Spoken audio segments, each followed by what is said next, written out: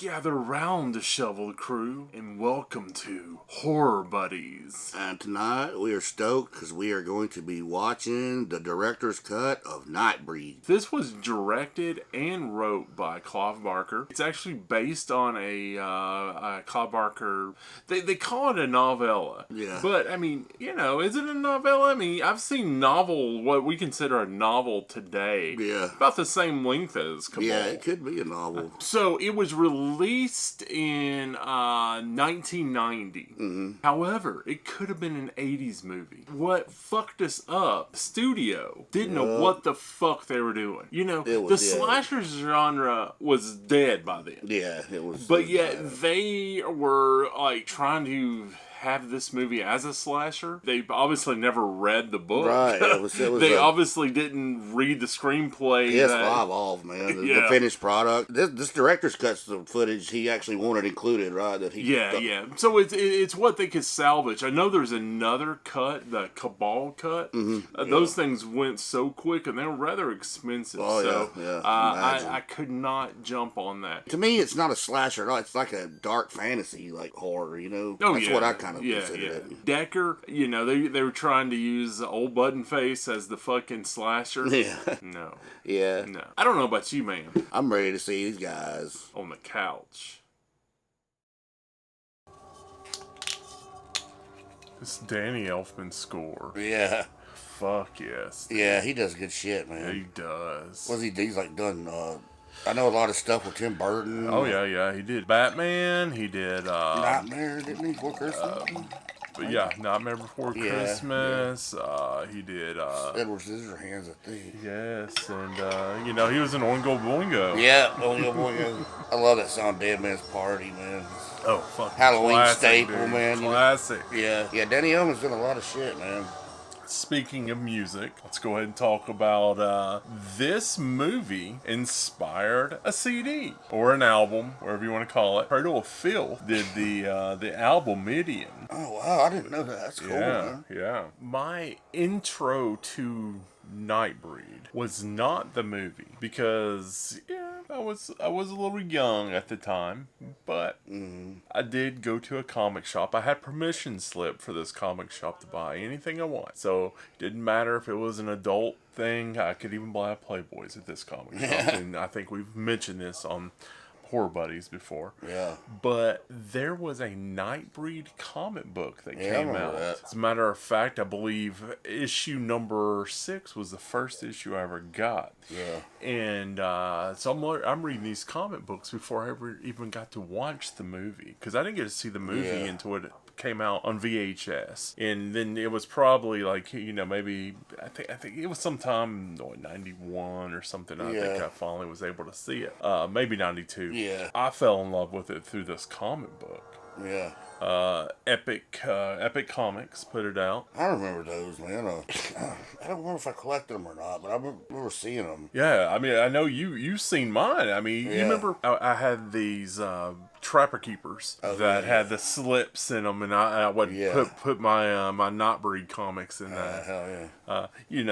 I found this comic because I was going in there to get my Mike Grell Green Arrow or Sandman or whatever. Yeah. And I was like, I saw the Nightbreed, and it was like, based on the Clive Barker thing, and I was like, oh fuck yes. Yeah. Sign me up. This come out 90. I want to say the eve of my 15th birthday. I think it was February 15th or 16th. Yeah. I think it was the 16th. Yeah. It was February 16th because it was almost like a Valentine thing. Yeah. I don't remember seeing it in the theater, so I must have rented it later on. Let's look at the food here. Oh, I know, right? Fucking here we got Decker for the very first time. Decker, man. But he's not Decker when he's wearing the mask in the novel, the short novel, the novella, whatever the fuck you want to call it. Yeah. I mean, they call him a lot of things. Like when he's wearing the mask, call it the mask. Yeah. Old button face. They call him button head. Yeah. Button. At one point it's referred to how it was like a sewing box mask, you know. Yeah. I think it's an amazing mask. If you remember, Corey Taylor kind of did this Yeah, his was mask. kind of built around that too. Yeah. We Is saw a version at Dragon Con. Yeah. Back in, fuck, I think it was 2014, 2013 maybe. Mm-hmm. Don't remember exactly when it is. Insane or producer Jamie, chime down in the comments if you remember what year this was. But we saw a cut of this before it came out on Blu-ray, which I think this Blu-ray that we're actually watching the Scream Scream, that's what I was Factory. going to ask. Yeah, Yeah. Scream, yeah. I think that came out in 2014. Mm-hmm. We watched a version of Dragon Con. It was different than this one even, because there were some parts where, oh god, you can tell this was spliced with a VHS thing, because it wasn't cleaned up all as well. Odd thing about his name, Philip K. Decker, which is play on Philip K. Dick. Philip K. Dick, yeah. The writer that he wrote the book that they based Blade Runner on. Yeah, was it? And then Decker wasn't actually a character in Blade Runner, and was it Androids? Do Androids Dream of Electric Sheep? Yes, that's it. That's it. Yeah, dude. And Decker was like the character in that. Yeah. That's crazy, man. A little nod to Fucking David Cronenberg, an amazing actor, an amazing director. Yeah. He's Canadian. Yeah, he gets film, man. He just gets it, you know. Yeah. I love The Fly. That was a bad, the 86 so Fly, man. Yes. Me and Insane watched that a couple months ago. Just so good. So even today, man, it's so good. He's actually in Star Trek Discovery. Oh, really? While he was filming this, he was writing getting ready to write Neckled Lunch. Which is that's like based on what William S. Burroughs. Yeah. That was a trip, man. He also did Dead Zone, Dead Zone, the Stephen King. Yeah, I need to revisit Dead Zone, man. We just watched it not too long ago. I believe it actually was last October. Yeah. Scream put out a version on Blu-ray for us. Where a respected director's cut, did we have to have the musical number in it though? I mean, make a point. She's there. Fucking Boone's in there. Walk through. You don't have to keep it going though. It doesn't. Yeah. It doesn't have. You don't have to. Pad the time here. Yeah. Do like the 80s do though. I mean, she is 80s up from the hair to the earrings. We're now seeing the monsters. Yeah. The first guy, Oscar. Yeah, Is that his name? Anska. Anska. Yeah. So they got Simon Banfield. Yeah. He's actually in he's Butterball in Hellraiser. Oh, really? Yeah, he is. That's Butterball. He looks badass in this one, man. Also is Butterball in Hellraiser 2. Yep. He's a friend of Clav's. Clav, I guess, saw him in Broadway shows. I know it's not Broadway in London or whatever, but saw him doing that kind of shit, and he actually based a character. Oddly enough, the character's name is Simon on the Books of Blood after Simon. Yeah. But whenever they did the Books of Blood movie, Simon only did cameo because at this point Simon was much older than the character Simon from the Books of Blood needed to be. Yeah. Wasn't Craig Schaefer, who plays Boone, wasn't he a part of one of the Hellraiser films? One of the later ones. Yeah, I think he was in Inferno, right? Yeah, I think he was Inferno, yeah. The dude there with that kind of moon head. Yeah. That's Chatter. Yeah. From Hellraiser. In the book, whenever Boone dies, Laurie goes home and fucking masturbates. I mean, what else are you gonna do after your lover has fucking died? So there is Doug Bradley. Yep. So for the first time we met Doug Bradley, we went with his Pinhead. The second time we met Doug Bradley, I got his he was Lylesburg. Awesome. He was so awesome, dude. So we had a couple of questions from our friend Butch. One of his questions is, what is our favorite resident of Midian. Yeah. So I have to say Pelican. I like mean, Pelican too. his fucking one-liners. I mean, just everything. His look. It's just fucking. Yeah, Pelican. I like him. I like the. Oh man, Doug Bradley's. What's his name? Lysberg. Lylesburg. Lylesburg. I like him. Yeah, I'd say. Yeah, Lylesburg is cool, and I like his design too. Like the little fin-like cuts and shit. Yeah. Yeah, that's between those two. I mean, yeah. So like this movie has so many monsters. Like there are so many monsters in this movie. Yeah. Just like some of them you only see on screen for like fucking 5 seconds. Hell, you could probably do a book of all. Yeah, I believe it's like 300. And their powers or whatever, or what they do. Somebody said that this is the best non-X-Men movie. Yeah. And I can see that. Yeah. This is totally like the Morlocks. You know what I'm saying? So this part where he's torturing the guy, trying to get more information about the Nightbreed. Yeah. It wasn't actually in the book. There was, something the studio wanted to put in. Yeah, but I do like this scene. This is a really good scene. Yeah. He says he wants to be Nightbreed, and now he never will be.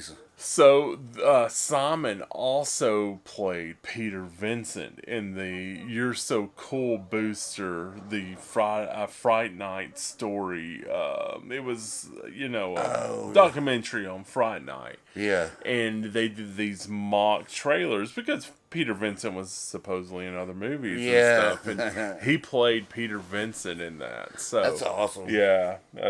I'd like to see that, dude. Like Peter Vincent. I'm pretty sure that's going to be a special feature on the Fright Night 4K that they're dropping this October. Yeah. The kills in this movie aren't like... That's not why we watched this movie. We watched this movie because of the monsters. Yeah. I mean, I remember, watching Nightbreed the first time on VHS, and I couldn't tell you what the fucking story was about. Only thing I remember was just how amazing everything looked. It was just like, wow, it was like a mind blow. Yeah. Like that statue of Baphomet. Damn, that's beautiful. Oh, yeah.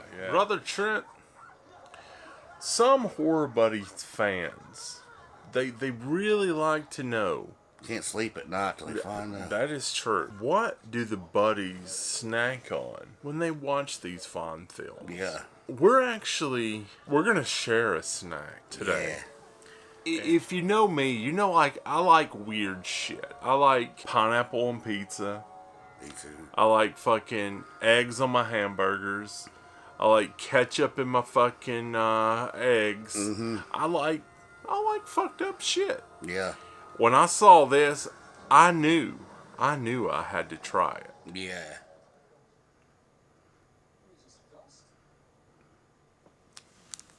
Fucking A. Yeah, blueberry muffin Kit Kats. Yeah.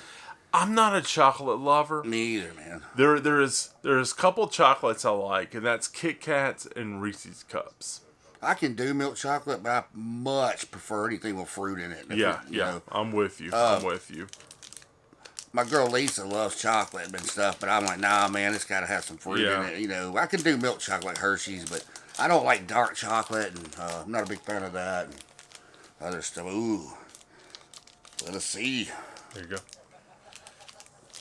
All right. Said, let us see. Yes. You're going to love it, man. It gets better as you eat it. The whole pie thing, muffin thing comes in as you eat it. Oh man, y'all guys gotta try these if you like fruit stuff. Oh, this is my jam, y'all. A+, man. The lynch mob has fucking arrived. Yep. So the whole thing here is the monsters are not in fact the monsters. Yeah. It's the humans that are the monsters. That's part of the mind fuck when you first see it, These monsters are strong, but they're also vulnerable, and that's not a lot unlike human beings, They're so much alike. It says a lot about human nature. So, I'm also going to try Marshmallows Limited Edition Coke Zero Oh, wow. Watermelon strawberry flavored. Coke's been picking it up, man. Yeah. So good flavors. got a little cute little can here. Let's see how it is. Did you ever try the Starlight? Coke Yeah. it was pretty decent. I'm not the biggest No, I wasn't fan either. with raspberry, so it's not like one I keep going back to. Yeah. My absolute jam is the Mountain Dew Zero Bajas, the Baja Blast, and the mango. I want to try the mango and Zero, but they don't have it in regular. Yeah, I've not tried the mango yet, but the fucking blasts are amazing. Yeah. And then the melon. I fucking love the melon. Yeah. It's weird because I can't stand watermelon, like eating it, just but watermelon flavored stuff, I can get into. Uh-oh. We got boobs. I don't think Boone is attractive. I don't either, man. To me, it's just like... I don't think he is either, man. There's a lot... Yeah, I think Boone reminds me of like a jock in high school. Yeah. It's just like... Yeah, like that Johnny football player guy. Yeah, just... fuck that. Craig Schaefer it's just not my style. Yeah.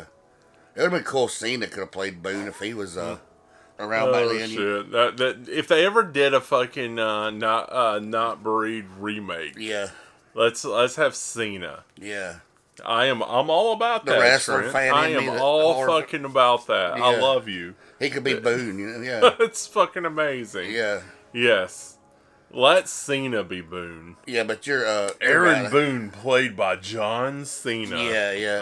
I fucking rock that, man. Yeah, but yeah, this dude here, man, he does remind you of the jock, dude. You know. Oh yeah, yeah. And you know, I wasn't about Boone. It's this whole Midian thing. Mm-hmm. I loved. I mean, I also love Decker. I Yeah, mean, Decker did good. I hate the character, but I love the character type thing. You know. Yeah. It's just like. And the dude that does is awesome, man. Oh yeah, David Cronenberg's amazing. Amazing.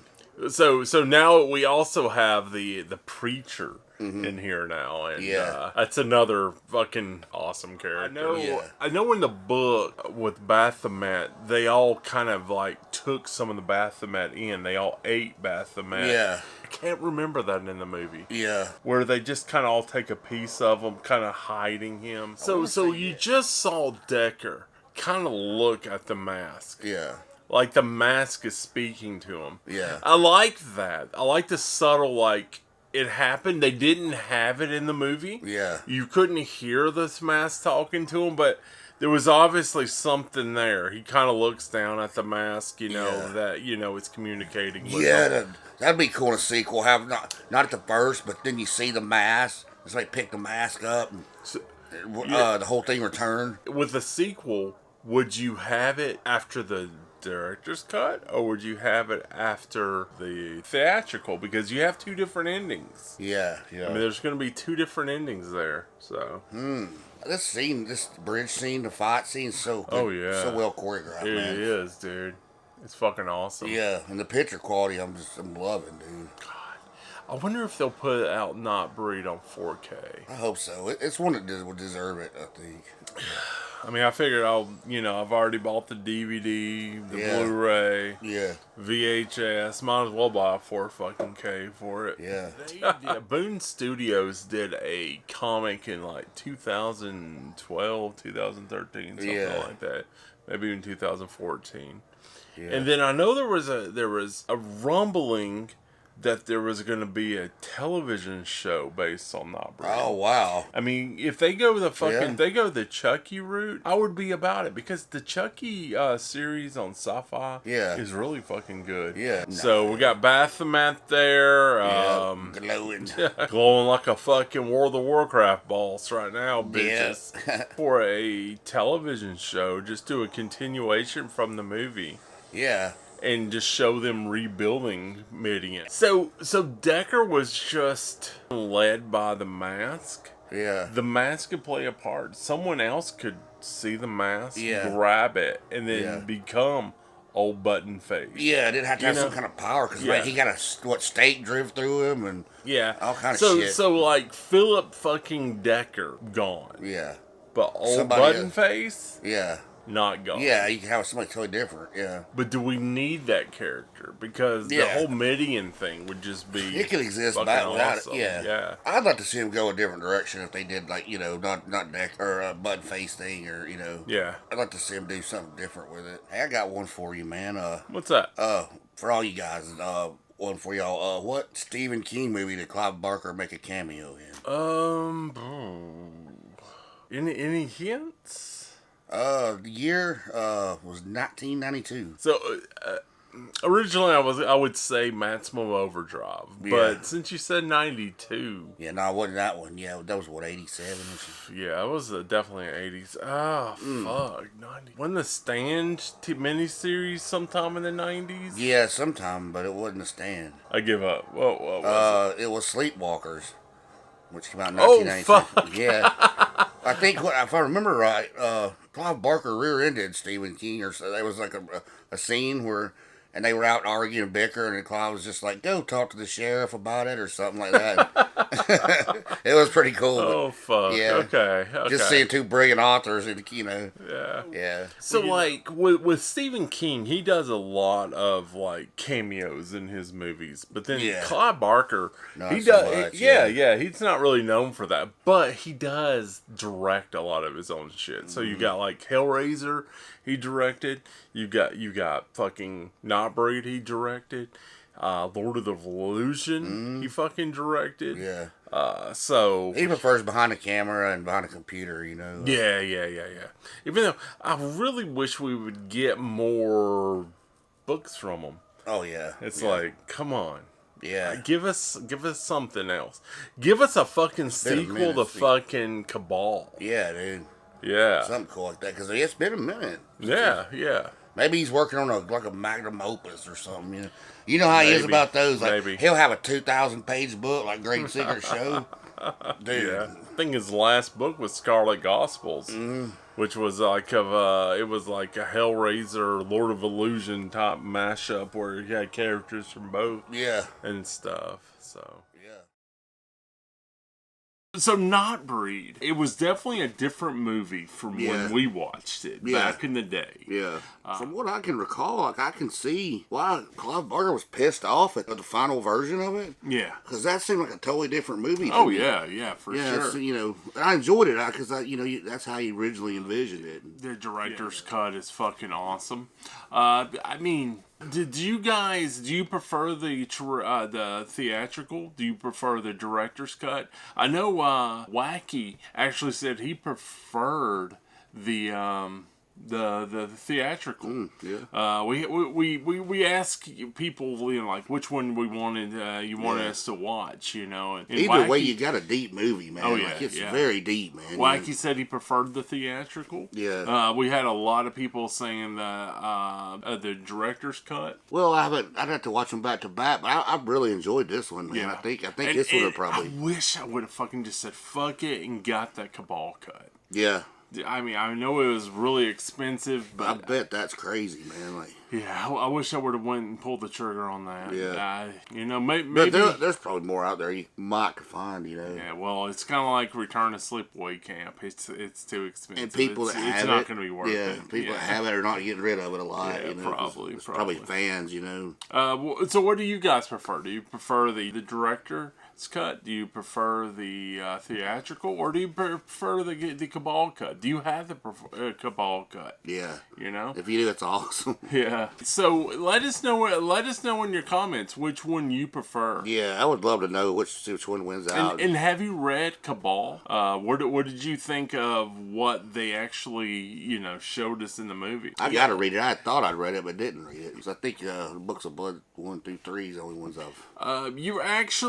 Your best bet is just go. I don't know that Cabal was ever in a Books of Blood in the U.S. Yeah. I think when it came to the U.S., it was always Cabal. Yeah. Sounds right, man. So if you're looking for it, you could probably find it in a Books of Blood from the UK or whatever. Yeah. But from here, like I have it as Cabal. Yeah. Or you can also get it through Crossroad Press has the audiobook if that's your thing too. Yeah, audio. Speaking, I listened to my first audio book and I really enjoyed it. It was Paul Stanley's book, and I can't for the fucking life of me remember what it was called. But yeah, it was the first audio book I've ever listened to. And I guess it was like a year ago, so I was 46 years old before I ever listened to an audio. Yeah, book. I mean they're pretty good, especially whenever you're on the go, throwing them on in a fucking car, in the car. When you're laying in bed and you got to turn the lights out, try to get relaxed. You're walking a treadmill or something. Yeah. I mean, I love the old fashioned book. Me but too. I also love an audio book. Yeah, I mean, Yeah, I really enjoyed it. Well, guys, thanks for watching. Yeah, thank y'all. And as always, stay spooky. And horror buddies are. Ow. The blood of Behemoth knows the truth. I got a question for you. Okay. Do you like Claw's mustache? Or you like it better without it? I prefer Clive with no mustache. Me too. I said he like one of the vaudevillains to me, Yeah.